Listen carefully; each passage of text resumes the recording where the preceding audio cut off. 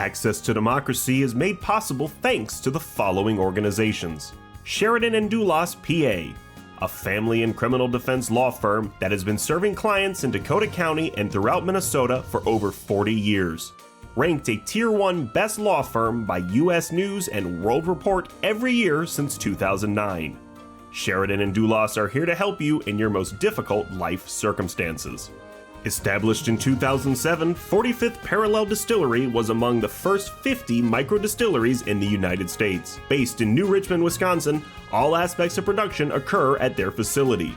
If you're interested in learning more about the 45th Parallel Distillery, please check their website and plan a visit to tour their facility and taste their spirits.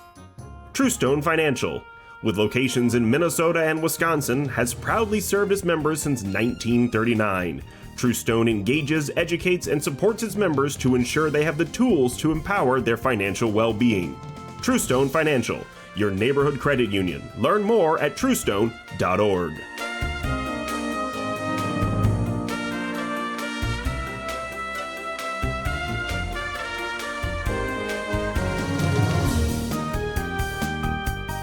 Hello and welcome to this episode of Access to Democracy. I'm your host, Steve Francisco. We in Minnesota have witnessed a series of extraordinary events this past 2 weeks with the ICE Operation Surge and the tragic deaths of Renee Nicole Good, and Alex Preddy. We are going to be working on a special 1-hour edition of Access to Democracy to explore those events in greater detail. We will be announcing that program at a future date, so please stay tuned for that. In the meantime, it's my pleasure to welcome to our studio today a first-time guest, John Wells, who is a photographer and who has collected a wonderful body of his work to share with our viewers today. And John, welcome to Access to Democracy. Thanks, Steve. I'm delighted to be here. This is our first time doing a program specifically dedicated to photography, and as our viewers are going to see, many of the photographs have to do with nature, which I think, given the events that are happening in our community today, it's a good thing to take a break and enjoy some nature photographs today. So thank you for being our guest today. Let's get right to it. How did you become interested, and when did you become interested in becoming a photographer? I think since I was a little kid and they had Polaroid Instamatics, my parents gave me one and I just loved it. Those you got instant gratification with, you know, the developed print came right out of the camera. Right. It's hard to remember that and it's hard to think about that. Of course, there's no opportunity to fix something you messed up in the photo shoot. Right. That's today's miracle. But since then, and I've always been interested in it. Always would carry a camera when I worked for state government in North Carolina. I would carry a camera going to a proposed federal project. So I'd look at the natural environment that they were going to disrupt with their ditches or dams or whatever. And it was always fun to document where we were and where we would be using a camera. So I would do that as a side part, not directly part of my job. So I just built that into everything I've done since I was 12. So. Many photographers have a favorite subject, if you will, or specialty that they deal with. What is your favorite subject in photography? Well, you know, mine keeps evolving, and I have loved walking along the Minnesota River from the Cedar Avenue Bridge and watching bald eagles come down and get a fish, or seagulls, or gulls. I don't think they're seagulls, but getting a fish right where the cooling water comes into the Minnesota River because it's melted. Right. And the fish are there and the birds are there because of that. And it's a delight to be able to take those pictures. I've also enjoyed taking pictures of flowers and hummingbirds and stuff. So it's nature's beautiful, and it's beautiful to be there as part of it. Let's look at this first example. I believe you brought us today about 24 photographs. Here's a beautiful photo. Say something about where this was taken and what inspired you. That was last September in Longfellow Gardens near Minnehaha Falls. And it's a monarch butterfly on a zinnia. And the way I framed that photo is using one of the possible rule. They have rules of photography.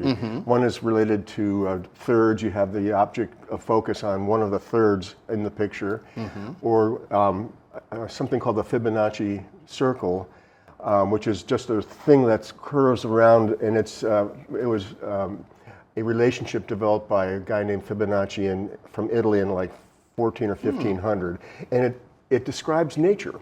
And so we naturally grow accustomed, and a shot that reflects that represents nature to us, whether we know it or not, and so we like it. That's the kind of thing that it's overkill, but it's lovely. Let's move on to a few others here as we move on, and if you wish to comment sure, on a quickie on this hummingbird. The interesting thing is this is also in Longfellow Gardens near Minnehaha Falls in September. The boy hummingbirds flew off south 2 weeks before the girl hummingbirds. Don't ask me why, I don't know that. A person told me that. So that's a ruby-throated hummingbird on the same kind of portrait of that, with that flower that I was talking about with the butterfly. Right. So it's just beautiful how that works. And that's a hummingbird in action. Ruby-throated hummingbird without the ruby throats, because the boys have the ruby throats, and they've gone. Beautiful purple color in that. I'm curious, when you're taking photographs here, I assume you have a variety of different lenses that you can use. So what thought process do you engage in when you're deciding what type of lens to use? Well, it's interesting. I always bring my cell phone, which is an iPhone 16 Pro, which means it has a third lens for close-ups, which is really kind. You'll see something like that in here. That's on the North Shore.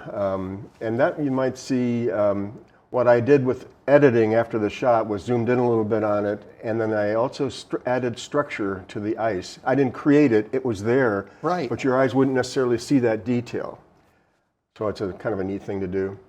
And the next one will be the same type of thing, where I added structure, and you can see how it's framed, where you're looking at it in a way that sort of brings it to your attention and helps you look at it, helps you understand. Would I be correct to assume you have made a sizable investment in your camera equipment and lenses? Yeah. Tell us about the equipment. We're going to continue going through a few more photos, but tell us about the equipment you use. Well, I used to have you asked me what lenses I liked, and I didn't answer your question, did I? I can never make up my mind on what kind of a shot, unless I'm shooting bald eagles when I know I need a long telephoto. But so I like to get lenses that have a range of focal points. Like I have a 28 to 200. 28 is smaller than life size, like half life size. 50 or 60 is about life size. 200 would be 4 times life size, or 5 times. And I also have a 150 to 500. With eagles, I need the 150 to 500. With that poor little egret scratching his neck and wondering what to do next. I love that one. That's on the Minnesota River near the Cedar Avenue Bridge. And when you're dealing with photos of birds or any kind of animal, you have to act rather quickly, don't you? Because the moment that you want to capture is literally fleeting. That the bird is going to move and fly away at some point, the animal is going to move, and what you want to capture is very momentary, correct? Yes, although something like this guy was there for 5 minutes or so. Oh, really? And that was actually not the Cedar Avenue Bridge, it was the railroad bridge on Bloomington side of the river at that same point. The Minnesota River. Yeah, so you can be on that walk bridge, which is now a walking and biking trail. And he was to the west, I think, although my directions are funny. But and same thing with this great blue heron. He has stabbed a bluegill with his upper beak, and he's about, I don't know how they get it off the beak, I didn't see that, but they shake their head and get the fish off the beak, and they're really adept at that. Same thing, and you'll notice the bird and the fish are in focus, and the background is out of focus. On a long lens, the depth of field is you're taking a picture of a bird that's probably 50 feet away from me. Right. And my depth of field on a long lens is smaller, so that background is naturally out of focus, which is really perfect for what I want. Because I want you to look at the bird, not the weeds behind it, or the weeds behind it. Right. This isn't my backyard where I used to live in Egan. And those little guys, I mean, I won't. Hey, I think I've seen them in my backyard too. They look familiar. Well, I shouldn't say this on public television, but I'm guilty of violating the DNR's requests about not feeding deer.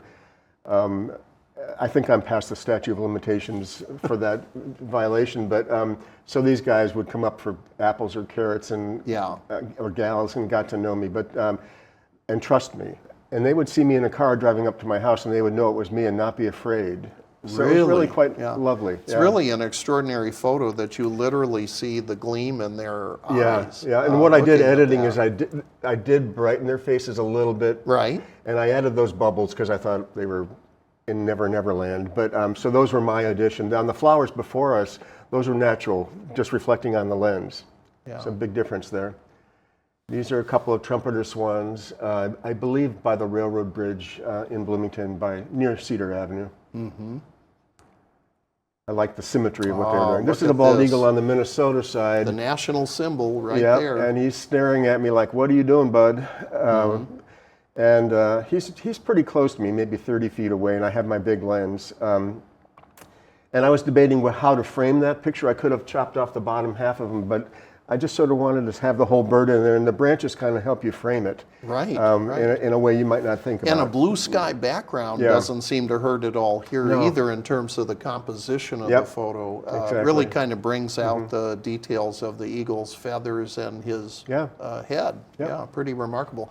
By the way, John, have you ever been down to the area around Wabasha and Lake Pepin where there are a lot of bald eagles? I know, and I've not been down there for the actual bald eagle gathering. I've been down there and seen a tree full of turkey vultures, which is that right? Which is really interesting, but not as romantic as bald eagles. Yeah. But the whole tree had about 100 turkey vultures on it, which was amazing. Wow. This is a dandelion, and what I did on it, I did edit it. I sharpened the dandelion a little bit.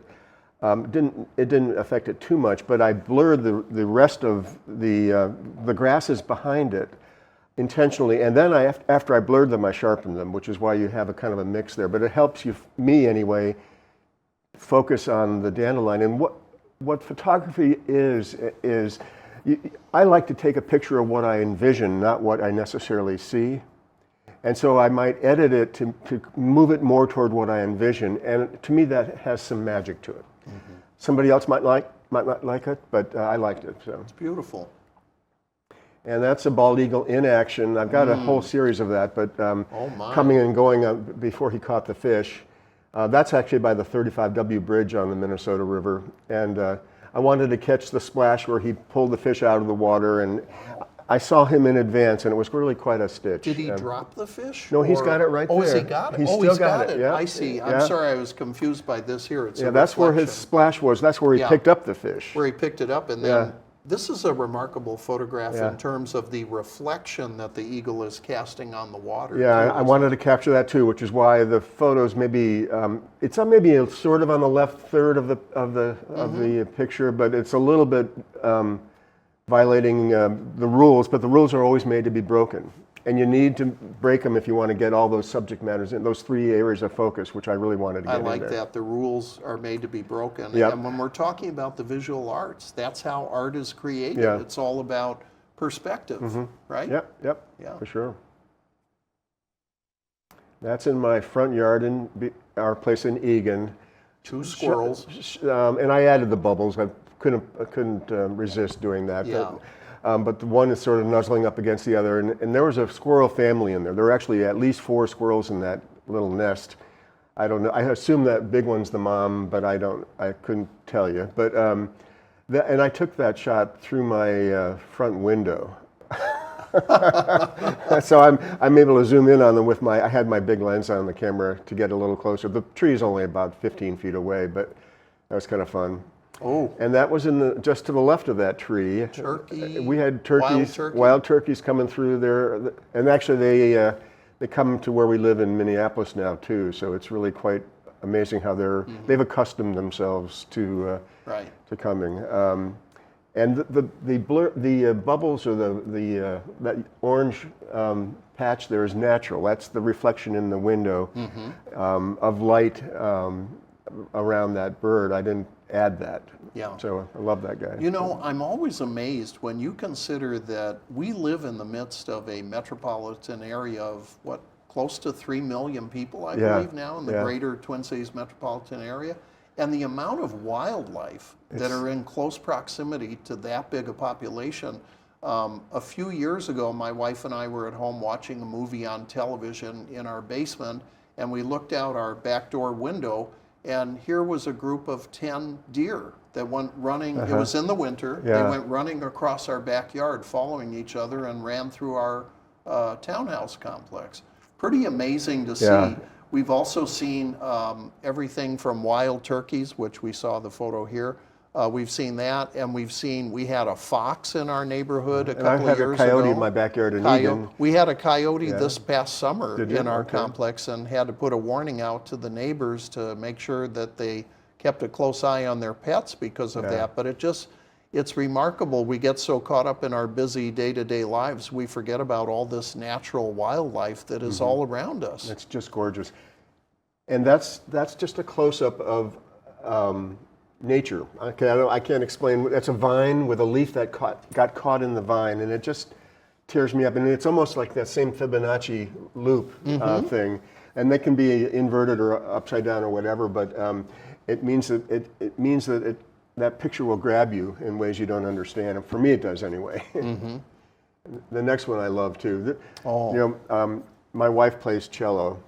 And I just can't help but thinking that's a vine playing cello somehow in nature, and how you're not seeing it. I'm looking.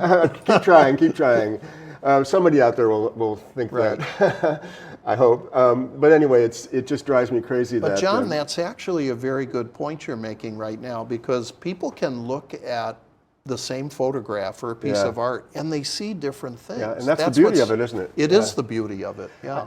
I just want to mention, I ran into a quote of Robert Redford's. He died in September, and he wrote letters to his 2 grandkids. And one of them said, this world can overwhelm. Guess why he was thinking that? But if you slow down and sit under a tree long enough, it'll tell you everything.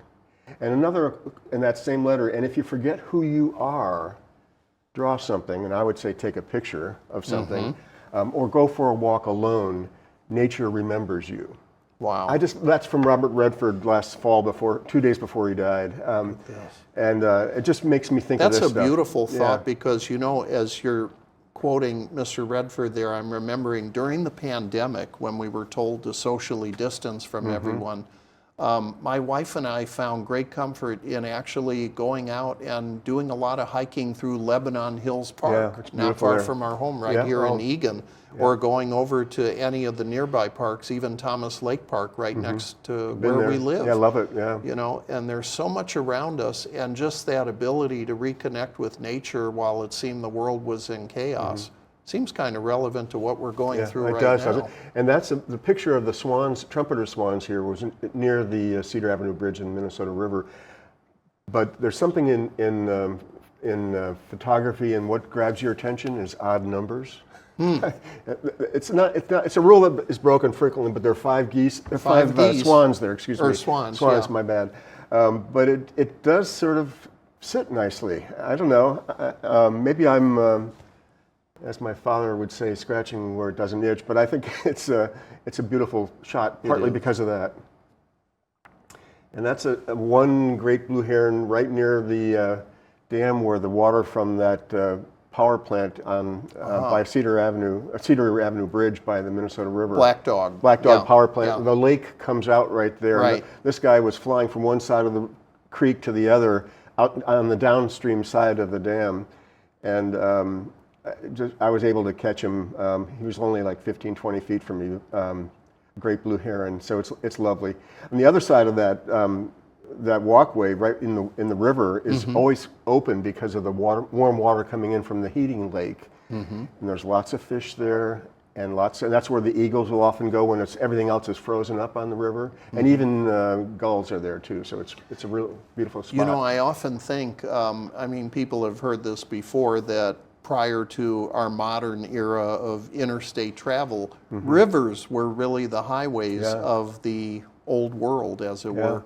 And Native American people here in Minnesota, the Lakota and Ojibwe people that lived on this land before the first Europeans ever set foot in Minnesota, they knew that. And to just think of the amount of wildlife that they must have seen in those days when the prairies were still forested. Beautiful, yeah. I mean, stunningly beautiful. A paradise in many ways, and we still have elements of that paradise here if we go out and see it, right, and notice it. Right. And this is just a shot I put together. The shot of Renee Nicole Good was a poster I picked up at a rally, and I placed it on the top of a photograph I also took of Powderhorn Park rally, my thought was she's heavenly now, and I put her in the sky for that reason. Maybe that's a stretch, but there's some things in the foreground which are not part of the rally, but are from her murder site, and I put them in there because I had hooded people facing the other direction, just very uninteresting subjects. So I placed other photos in there, and there are 4 in the bottom layer of that picture, for better or for worse. But my thought was, let's just do good and honor this woman, and now we honor this guy, Alex. You know, many times, and we saw this 6 years ago with the murder of George Floyd in South Minneapolis, that moments of crisis in our country have been moments when some of the most extraordinary photographs have been taken. Yeah. You know, you can't help but look back at things. I remember, I was just 14 years old, but I remember the killings at Kent State University, protests during the Vietnam War. I was probably 18 or 20, and I remember, or maybe just late high school. But I can't the remember, famous photograph of a woman with her arms in the air and standing there screaming over the body of her dead friend who had been shot by the Ohio National Guard. I mean, there are moments, we are living through obviously a very important moment in Minnesota and American history right now, but the power of the camera to capture events, and the power of video cameras, you referenced this earlier, the fact that all of us have a video camera in our hands. If you have a cell phone, as we have seen, you have a video camera. And we've all heard that expression, the camera doesn't lie. I know. People may characterize events, but the camera captures moments. If you know it hasn't been tinkered with. If you know it hasn't been tinkered with, and if they're in context and you capture enough of what it is you think. For sure. Yeah. And you can tell whether it's been tinkered with, at least so far we can. Where they made that woman coming out of the police jail or whatever crying. Well, she wasn't crying. The administration tinkered with you're it. talking about the lady who was arrested at the church. Levy Armstrong, yes, who was arrested at the protest well, she was at not a church crying in when St. she Paul. left that No, facility. and it was found that had been altered rather rapidly by the White House, by the way. Oh, gracious, yeah. I mean, I didn't want this to get into a political show, but I just wanted to make the point that there are ample opportunities for average people to be capturing and recording the first draft of an important event in American history that is happening literally in our backyard. And these shots in here were all taken with my cell phone, not my fancy camera. That's interesting. Yeah, In some ways, you're much more flexible in what you can do, and it just makes a lot of sense. So, John, as we consider your portfolio of work here, and that we just saw about 24 examples, I believe, of photographs you've taken. Very beautiful work. Thank you for sharing that with us. You're welcome. But a question that I think some of our viewers might be wondering is, have you exhibited your work any place? Do you consider yourself a professional photographer or an amateur photographer? Well, it's safer to say I'm a photo enthusiast. Okay, fair enough. Which we all can be. Right. And we all should be. I did sell $2,000 or $3,000 worth of photos at my first exhibit at the place I now live, which is Beckettwood Cooperative on the Mississippi River, a mile north of Minnehaha Falls. And I sold enough to make up the money that it cost me to buy the prints to use in that exhibit. And if I sell a little more, maybe I will get another lens. You know, does that make me a professional? I don't think so. But lenses are expensive. Right? Give folks an idea. What is your camera? What's it worth? What does it cost to buy that camera? I have a Sony A7 Mark IV, meaning the 4th iteration of it. Okay. And that was $2,400 for the body. Wow. And then I bought a 24 to 70 lens, which I no longer use, which is a little range of lens. 70 is just a little bit stronger than what we see. 24 is half that. But since I bought a 28 to 70 for another $850, and I bought a 150 to 500 for $1,200, a Tamron lens, the prices add up. But I like getting ranges of lenses so I can do different things and not have to worry about getting exactly the right focal point. I can create the one I need for the most part. And I supplement it with my cell phone, because usually no matter what I have on my camera, I wish I had something else, and my cell phone can usually fix that. Were there some of the photos we saw today? Well, the last one in particular. This last one? Yeah, I thought some of the close-ups of those strange shapes of leaves and vines were, but it turns out I took those with my 28 to 200 lens. Oh, okay. And the one of the red columbine was taken with my 150 to 500 at 500, and the back, it captured, and I was maybe 6 feet away from the red columbine, zooming in on it, and everything behind it was out of focus naturally because of the focal length, the depth of field that you get with a telephoto is sharper. Right. So all this stuff fits together in a way that's just lovely if you know how, just the basics of how to use it. It's not overly complicated. I may be having a senior moment here. Did I forget to ask you if you have exhibited your work publicly? You did. Anywhere? You did ask me. I did. And just at Beckerwood Have you Co-op, sold your work too? Yeah, I sold about $2,000 or $3,000, maybe 20 prints. And I had those prints made at White House Custom Color in Eagan, which I didn't know when I lived in Eagan. That was there? Yeah, it's in the industrial part of town, Okay. if that makes sense. And they do a great job, and you can pick what frame you want and stuff. And I do now. I've joined a group called Smug Mug, and I have a new address, John Wells Photography. johnwells.smugmug.com is that address. Currently it's private, but if I get interest, I'll open it up to the public. Oh, okay. And where people could go to look they if go to they look wanted at to it. purchase one of your and photos. I added a new email address, johnwellsphotography@mac.com. So if anybody's interested in something, wants to pursue it, I will be happy to try to help them. One thing certainly seems clear when you describe the equipment that you have and use now compared to starting out. You have come a long way from that Polaroid Instamatic. Yeah. I remember the Instamatic. My family and I used to travel. My dad worked for Northwest Airlines, so we were able to take some really amazing trips, particularly to Asia when I was young. And I had one of those Polaroid Instamatics. And as you were mentioning, I remember taking the picture, and you literally, it came out in your hand and you watched it develop. And yeah, that's right. And it was bringing really, back those memories. Right. It was really quite a technological achievement that Polaroid came out with that, and it turned out to be one of the best-selling cameras that they ever made, too, I think. I know.